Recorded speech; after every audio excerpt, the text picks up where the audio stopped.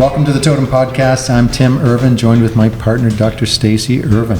We are coming to you live from Totum Life Science in Toronto.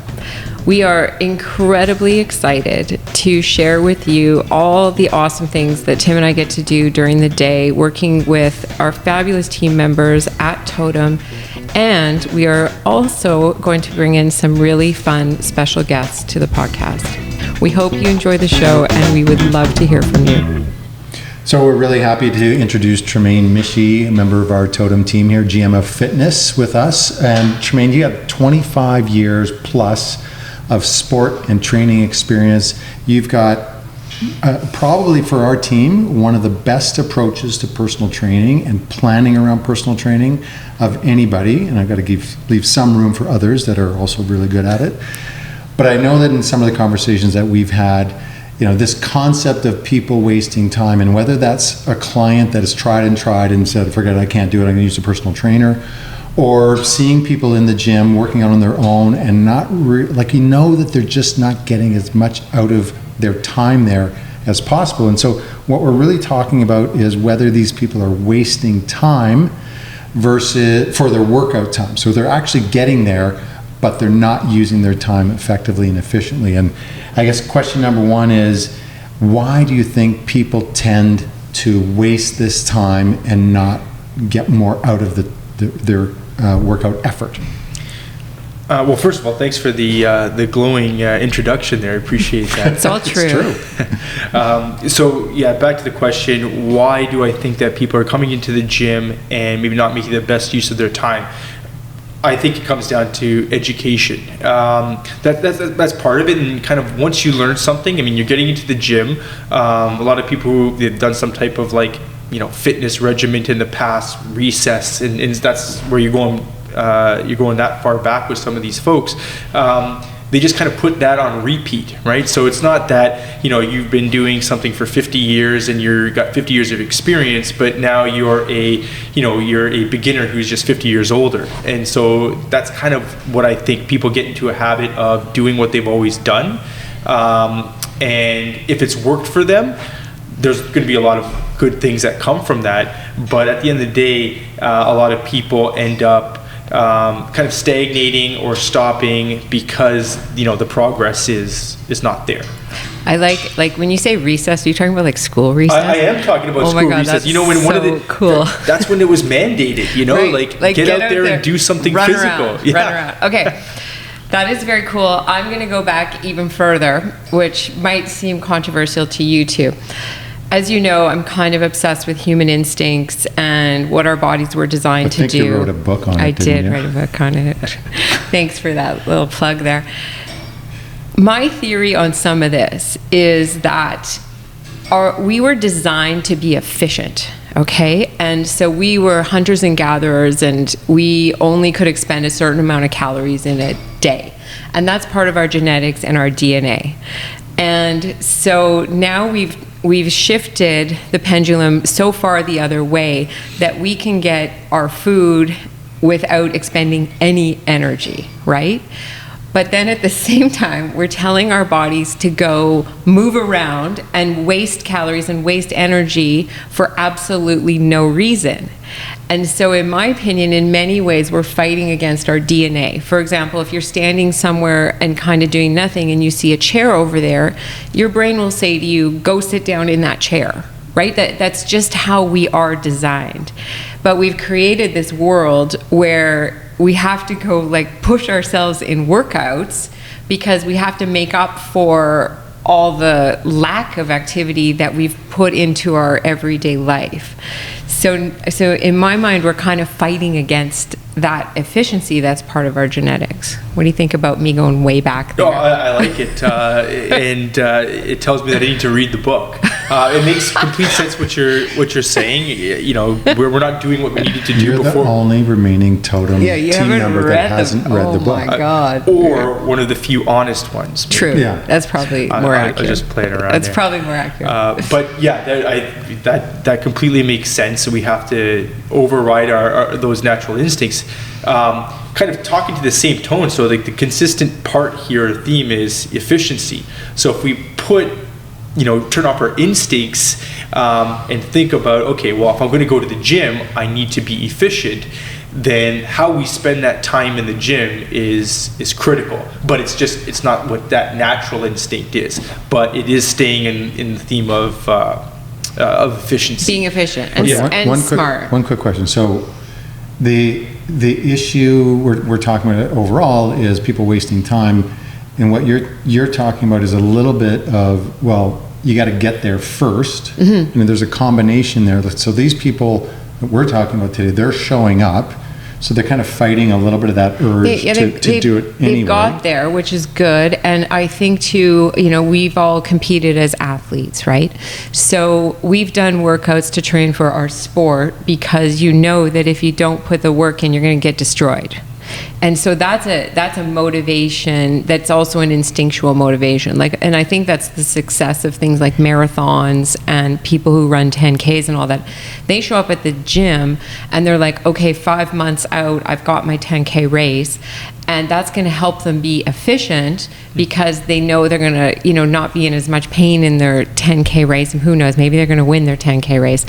So they have that inherent motivation. But then when we get past our careers and we get past those competitive times, now we're showing up at the gym and we've got a phone call from work. And what is it that could motivate us to say, to turn something else on? We need something else that's going to push us. And you're saying, efficiency, that we care about that time. But I feel like it's tricky, it's tough. It is. I think about one, research where this is from Gabala, from McMaster, where he basically looks at how do I get, the same amount of workout from a cardiovascular perspective that's recommended by the World Health Organization, Health Canada, etc., and from a different workout that's a lot more respectful of time. And so basically he takes this 150-minute kind of protocol for over the course of a week that's recommended by Health Canada, World Health Organization, and then he finds out, okay, well, if we do these 3 10-minute workouts during the week, we're getting these same benefits, right? So 150 minutes down to 30 minutes, and looking at that, you got 120 extra minutes, two more hours a week to do the thing that you're probably diluting your workout with, whether it's tasks at home, running errands, or at the office. You're now not taking away from both. You're able to give 2 more hours for whatever you need to do, and get the same benefit in the gym if you make your decisions better. Which is huge. So it sounds, based on that example, you got somebody recommended 150 minutes down to 30 minutes. So how are because that's exactly what we're talking about. Is this wasted time or wasted effort of getting there and doing the work, but maybe inefficiently. So that's a huge amount of time savings that I think for most people would be really compelling.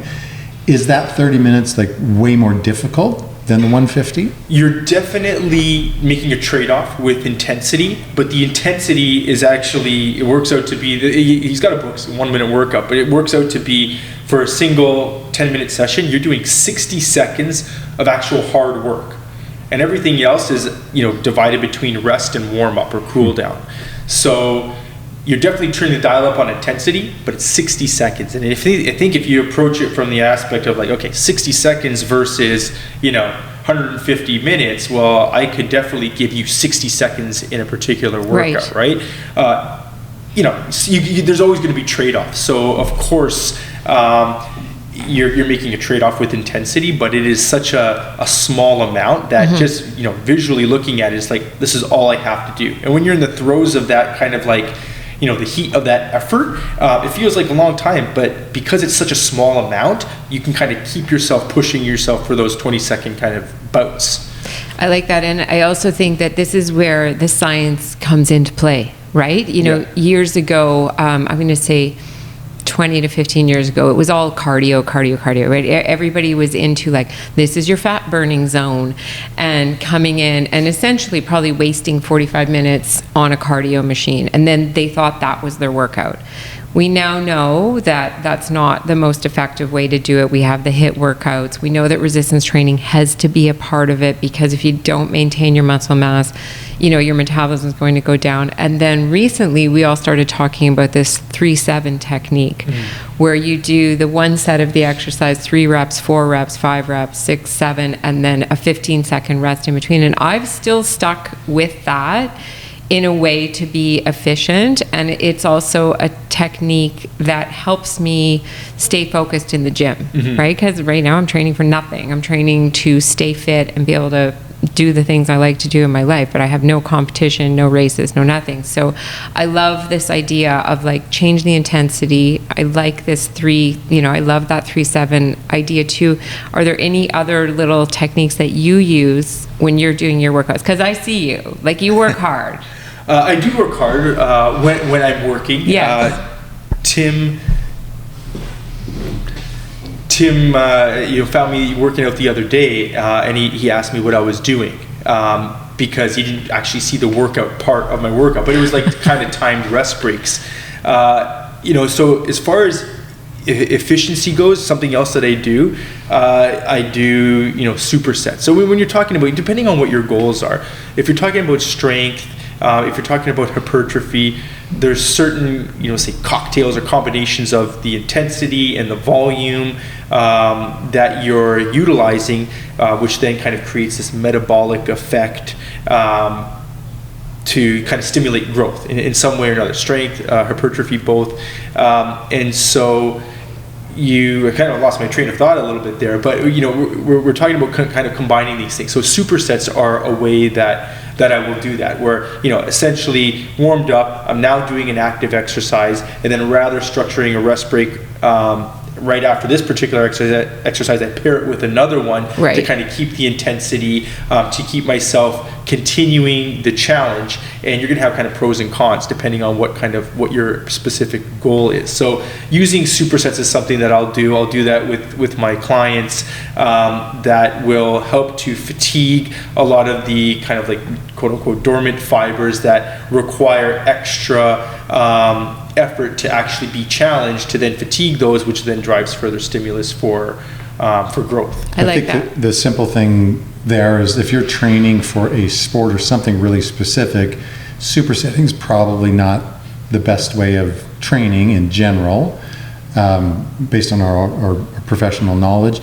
But if you're just more general fitness, or you're trying to drive some calorie burn during your workout, supersetting is a great way of doing that. And I think most listeners understand what it is, but that's what I was going to say. So can you explain, because I'm going to say most listeners don't know what a superset is. So let's break down. So pretend you're doing your workout. Yes. What would a superset look like exactly? Like, are you going up or lower? What are you doing? Tell me what you're doing. Yeah, so I think just generally a superset is maybe a cool, I don't know if it's cool, but a cool way of saying back-to-back sets. Yes. So people do opposing part supersets. Right. People will do the same kind of part supersets. And so a way that you could do, just, for example, and I'll talk from a physical, not physical fitness, but more of a visual perspective. If I'm looking to pack on a little bit more, mass to my anterior delt or something, I want to challenge the anterior delt tissue.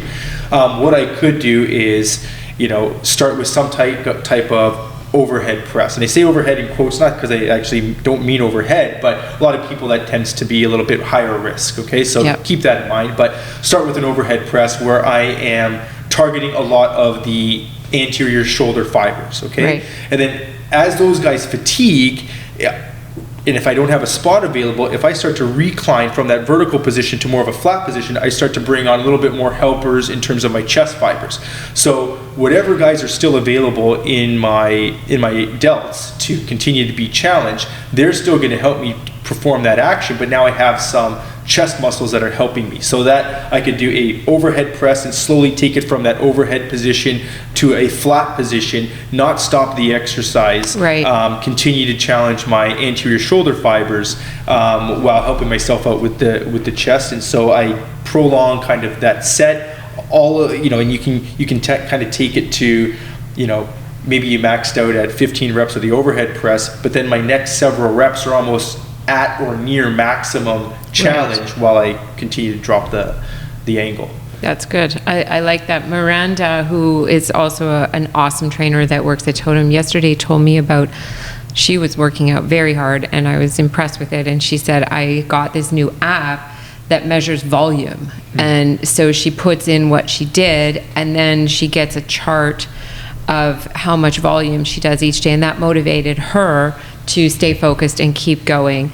I haven't used any of these apps yet. I think you are pretty familiar with some of them, right? The tracking and the charts. And I think for some people that could work really great, that you walk into the gym and you've got your structure set, like you know how many sets you're doing, how many reps you're doing, that type of thing. And rest, so something's important in rest. Too. And we take for granted that, that most people don't walk into a gym like that. Right? And we do, because we're nerds that way. But I think those types of things can be encouraging for people too. Like, here's your structure, here's what you're doing. When I coach with athletes, they have a program, they have a structure. But in the general public, I think that might decrease their efficiency because they're just walking in and being like, I'm going to lift some weights and I'm going to do some cardio. Right. So it's easy to jump on a phone call because you don't have something to accomplish while you're there and no one's measuring what you're actually doing. Right, yeah. So, metrics, for better or worse, if you're tracking the right metrics, it's a great, and what gets measured gets improved, as long as you're tracking the right metrics, and it can be something that is beneficial to you. If you're not tracking the right metrics, then people can kind of game the system, intentionally or not intentionally, and it works against you. So having an idea of, and anytime I'll have a client doing their own workouts kind of at home, I need to get an idea of how their body is feeling, what their intensity is, and I don't want to overwhelm them with something. So if it's simply just cardio, okay, let's knowing kind of what they're doing. Okay, let's pick 10 minutes. At 10 minutes, let me know how many calories it says on the treadmill or what have you. Right now, it doesn't matter that they're not inputting their proper weight in the treadmill. It's got a default weight, it's got default settings, but it's for relative kind of sake. I know that in 10 minutes, this person worked at this degree of intensity. Okay, how did you feel? Okay, we can adjust it next time and give them a single instruction. Okay, let's increase the angle, let's increase the speed, maybe the duration or the distance, whatever it is. But then you have an idea as how hard they're working, how they felt. You give them one thing to kind of improve on, and now they're kind of moving, quote unquote, onward and upward to challenge themselves a little bit more. I like that. Supersets and metrics. So one of the things, back to the Mac Prof that you talked about, and it's just the concept of less time, but maybe some more intensity. So I think that probably one of the reasons people don't do is because it's hard. Yeah. Right? Yeah. So how do we get around that for people? I'm guilty of it. I do all my workouts in the morning. I've never been a morning workout person. It's by necessity now. So I have a tough time in the morning doing an intense workout. And some people just don't like the feeling of it. But that's where the secret sauce is in terms of success and benefit. How do we overcome that? Well, I think one is we need to be forgiving in the sense that it's not always going to be, an upward trajectory, exponential growth or whatever, anything. Undulating, and some days you're going to have more, some days you're going to have less. So kind of be forgiving in terms of that sense, because I think, New Year's resolution, we're in January right now, people are looking to get, bigger, better, badder, whatever that means, and they're looking for like consistent kind of gains. But sometimes you get into an argument with your spouse, and that's going to take you down, crying baby, whatever, right? So we need to kind of understand that, be forgiving. But having said that, I think sometimes just getting out there and starting the workout, and we briefly talked about this the other day.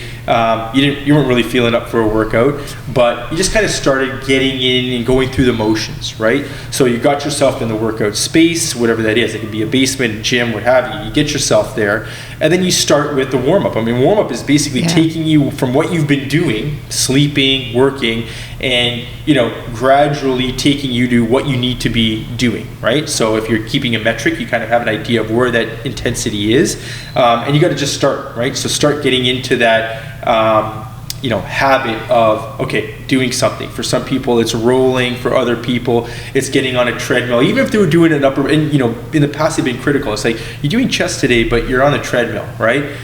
You're kind of warming up your legs, you don't really need to do that. So from an efficiency standpoint, it may not be the best way, but maybe from a practical standpoint, that's taking you from a crap load of stress that you dealt with that day to moving and starting to take yourself from that maybe cognitive load to a little bit more of a physical kind of challenge, and then you're going to be ready for now to dial in on whatever workout that I is. like So that. sometimes just getting going is the most important part. I completely agree. I noticed this myself personally. The vasodilation is huge. And so I'll go on the elliptical feeling exhausted. As soon as I drink some water and get moving, that vasodilation definitely changes my energy level. I think there's one other really important piece to this that I've noticed with myself personally is we have so many people working out at home, and there's nothing wrong with that, but I can tell you from my own experience that if I walk into the gym and I'm changed into my workout clothes and I start working out, the other people in the gym inspire me to work a bit harder. And it's not that I think they're watching what I'm doing, they're not, I know that, but it just makes me push myself a little bit harder. I'm competitive enough that way. And I think when so many of us started doing the workouts at home it's really easy to shut it down. You don't get that extra little piece of motivation. And it can come back to that instinctual piece, is just recognizing that you have to have those things to make it work. You have to find that motivation. You have to start the warm up. You have to get the vasodilation. Like sometimes I just go in and say, I feel like crap. I'm just going to stretch. But if I get into a gym and I'm warmed up, believe it, I'm working out. Because again, all of a sudden that competitiveness, a little bit of music could help some people, right? Like get you, just get you a little bit excited about the workout. So would you say then, back to, I guess, a little bit of my question is, you do all that. I fully agree that helps you get ready for something that is more intense, because you were thinking about it as you're walking to the gym or going to your workout. You're like, I don't want to work. And then slowly you're getting warmed up mentally and physically. Is it okay to do short, intense bouts? So if I'm going to work out for, like, let's say I'm going to be working out for 40 minutes and I spend 15 minutes sort of in that, get my head going, get my body going, and now I'm ready to do something. And of the remaining, call it 25 minutes, I'm only going to spend 5 minutes of really intense stuff. Is that okay? Yeah, absolutely. I mean, there's going to be research that kind of promotes one thing over another, but if the question that you're asking me is, I mean, the way I'm hearing it is it okay for me to work out more intensely? And as long as you're ready, absolutely. I mean, for less time, I guess. So if it's 40 minutes, and I did 15 at this sort of warm up stuff, I got 25 minutes left, and some people are like, oh, I can't work hard. Like that's just too much for me. So I need a smaller dose. I can handle a 5-minute dose of intense work, but I can't handle a 20-minute dose of intense work. Like that, I guess that's back to the efficiency and the wasting time. Like you're probably gonna get more out of that 25 minutes if 5 of it's intense versus just being defeated about thinking the whole thing has to be intense. I mean, one of the biggest things that I talk about with my clients is just, what's your custom level of activity? And a person can be, first date, they haven't worked out in the last 10 years, so this is the first day, and they're able to do X, Y, and Z. And they're able to do it relatively easily. But if they haven't done that in the last 10 years, then they could be feeling quite sore. So to kind of bring it back to what you're saying is, even if it's 5 minutes, and you're bringing yourself up to a degree of intensity that's going to be consistent, maybe it's at 5 minutes on a Monday every week. That's an accustomed level of activity, right? 1 week is not too much for your body to not recognize what it had done the previous week. So I guess the short answer to your question is yes. Making use of that 5 minutes rather than saying like, well, I can't do 15. Is 5 even worth it? The answer is yes. Agreed. I'm curious, I know we talked a little bit about some obvious examples. One was the treadmill, that somebody's warming up at an incline. Like, I'm curious, like, what are some examples of like, okay, well, like, why even bother doing that? Because you're defeating the purpose of it. So what was the example that you had? About the treadmill, is that what you're talking about? Yeah. So it was basically, you're nullifying the incline. I mean, you walk up a hill, you feel more tired than if you're walking on flat ground, right? Yes. So if you're going to walk up a hill, walk up the hill. But if you walk up the hill and you grab onto the handles, you're going through the extra work of lifting your leg up on that angle, but then it just kind of falls back down. You're not actually having to walk any faster or against gravity because your arms are doing it. So you're working a little bit harder in your forearm flexors and fingers to hold on, but you're nullifying the actual effect to fight gravity's downward pull by walking up the hill. So it makes your time spent on that less efficient, or just do less incline so you don't have to hang on to the treadmill. And there's lots of these different examples of how people are wasting their time doing that thing because they're just coming up with ways to cheat. Right. Well, and this is where people like Tremayne come in, because we will all want to cheat. Because he's really good at cheating? No, maybe. The opposite. Yeah, the opposite. Sometimes you need an outside pair of eyes, like a trainer or something, with all the things that we do in the gym, right? Because we all inherently will try to make it as efficient as possible, but many times that efficiency is detrimental to the movement pattern or to the goal that we want. We've made it efficient, but now we're doing an exercise that's completely different from what it was designed. But many people need a professional like you to look at it and say, wait, you got to slow this part down, you got to let go of the treadmill. And I think that's where the value of having a coach really is. And I think that the coach, and that could be a person, it could be a person providing you that workout that you do on your own, or there's lots of these apps, as Stacey mentioned before, and the Volume one that Miranda's using. I can't remember I know the name nothing of it. about them, but yes. But that's, again, if you're going to go and spend the time, if you are leaving to go to the gym, or if you're getting ready to go do that thing, run, bike, whatever else, and there is a little bit more structure to it, you're probably going to get a lot more out of it for the exact same amount of time. I think we all agree on that. Yeah. Absolutely. Rich, I think that's, in our experience as personal trainers, we all have done and do personal training. That's what the clients are getting out of it, is some guidance and expertise that they either don't want to know anything about, or they don't have the knowledge to put their own structure around it. I think let's talk about maybe one action step each. So one thing that we've learned from this conversation that we're going to use in action starting tomorrow. Okay, you start, Stace. No, I'm not ready to start. Okay, I've got one. Okay, so I said I do this morning workout all the time. I actually really enjoy the starting routine. And I said to you earlier, Tremayne, there are, and maybe people will be happy to know this, there's never a time in the morning where I'm like, yes, I'm going to go work out downstairs. It's just I just don't feel, I'm not a morning workout person, but I have to by necessity. So I go down, I do my mobility, and I'm like, I don't want to do anything else but this mobility stuff today. This feels so good.